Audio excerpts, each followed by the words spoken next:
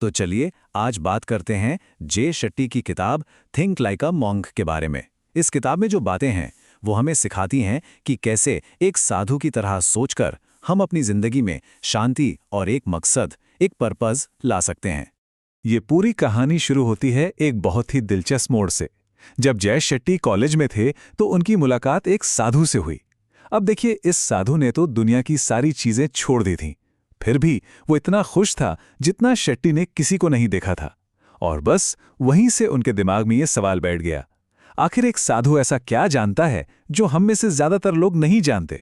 और इसका जवाब छिपा है दो तरह की सोच में, जिनसे हम सब हर रोज कहीं ना कहीं जूझते हैं।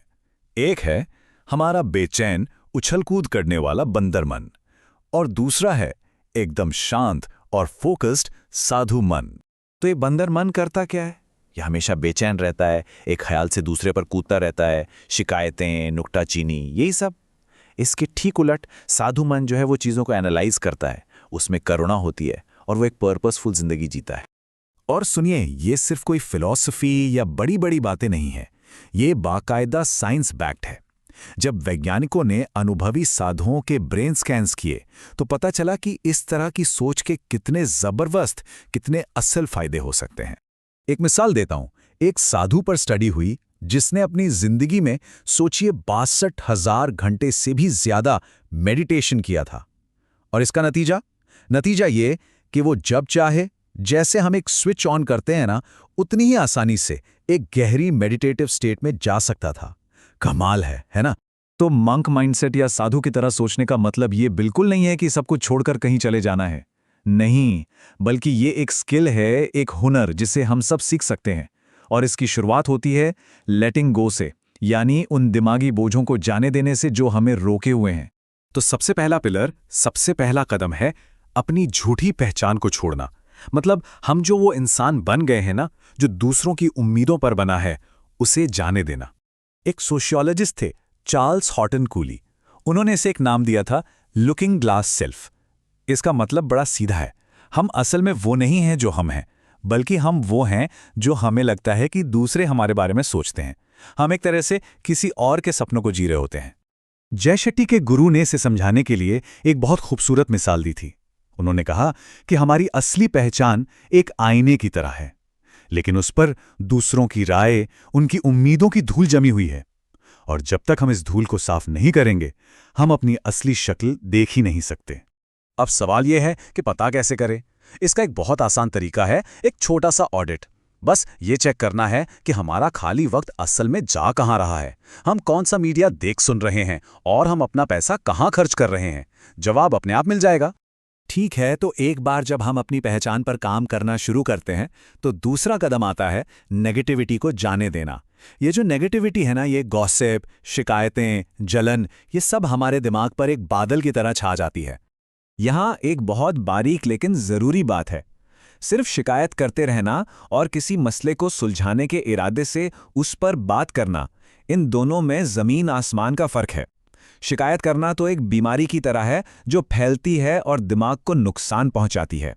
तो इससे बचने का तरीका क्या है? एक बहुत ही प्रैक्टिकल टेक्निक है स्पॉट स्टॉप स्वैप। यानी जैसे ही कोई नेगेटिव ख्याल आए उसे स्पॉट करो, पहचानो, फिर रिएक्ट करने से पहले स्टॉप करो, रुको, और आखिर में उसे एक बेहतर कंस्ट्रक्टिव ख्याल से स्वैप कर दो, यानी बदल दो। और इस बदलाव का, इस स्वैप का एक बहुत ही खूबसूरत हिस्सा है मुदिता का अभ्यास। ये संस्कृत का शब्द है।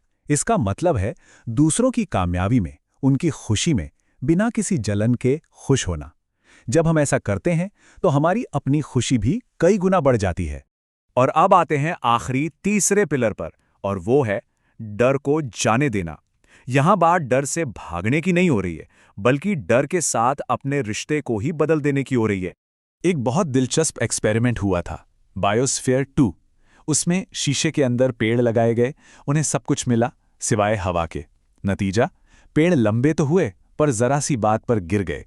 क्यों? क्योंकि उन्हें मजबूत बनाने वाली तनाव की हवा मिली ही नहीं।